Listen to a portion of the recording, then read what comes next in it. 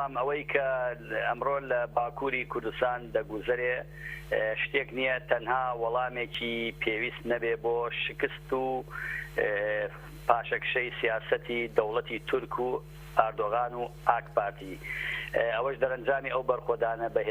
بەهێزەیە کە لە ڕۆژاوای کوردستان و لە باکووری کوردستان و لە پارچەکانی تر ڕوویداوە ئەو هەماهەنگی کە لە نێوان کووردا دروست بوو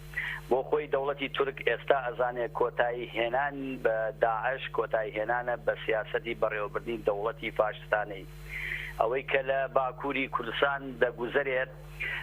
دەستگیرکردنی چەند ئەندام پارلەمانێکە هەرگیز ناکرێ و ناتوانێت کە ڕێگە لە بەرەو پێچوون و هەڵچوونی شۆڕشێکی نیشتیمانی نەتەوەی دیموکرات بگرێ چونکە ئەوەی کە سەلاحەدین دەمرتاش و هاوڵەکانی لە هەدەپە کردویانە شۆڕشێکی ئینسانیە بەدەل لەوەی کە شۆڕشێک بێت تەنها شۆڕ بێتەوە بۆ نەتەوەی کورد و خەسڵەتێکی نەتەوایەتی تایبەت بە کوردێ بێ بەڵکو گۆڕانکارێکی قوڵ لە ناوچەکە دێنێتە دی و ئەو گۆڕانکاریش بێگومان خاوەن دید و بیر و هزرێکی ئینسان دۆستانەیە کە هەمومان ئەزانین دەرەنجامی ئەو بیرە ئینسان دۆستیە لە ڕۆژاوای کوردستانە توانی کۆی نەتەوە جیاوازەکان لە شێوازێکی بەڕێوەبردن و ئیداری و سیستەمێکی دیموکراتە کە بەدەست پێشخەری پەیەدە و هێزەکانی یەپەگە و یەپەژە توانیان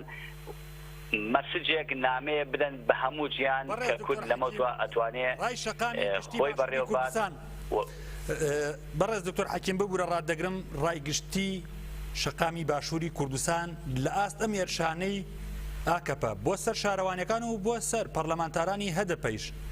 وەکو چاودێرێکی سیاسی تۆ چۆن دەیبینیت؟ ئەوەی کە دەبینێ بەڕاستی من ئەمڕۆ کە لە بڵێندە شارێکی وەک دەربەنیخانە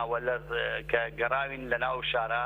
تووڕەبوون و هەڵچوونێکە بێ و لای خەڵک و لای شەقامی کوردی ئیتر ئەمە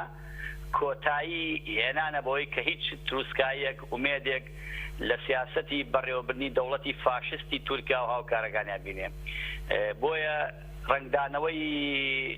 هەڵوێستی کۆمەڵانی خەڵکی کوردستان بە تایبەتی باشووری کوردستان لە تۆڕە کۆمەڵایەتەکان و گەشتۆتە لووتکە و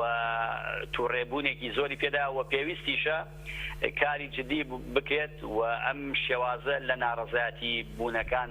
ڕێک بخرێ و هەڵوێستێکی نیشتیمانی یەکگرت و بەرامبەر بە تورکیا بکرێت ئیتر ئەوە چۆن دەبێت بە شێوازی خۆپێشاندانە بێ بە شێوازی تر لەبەرەوە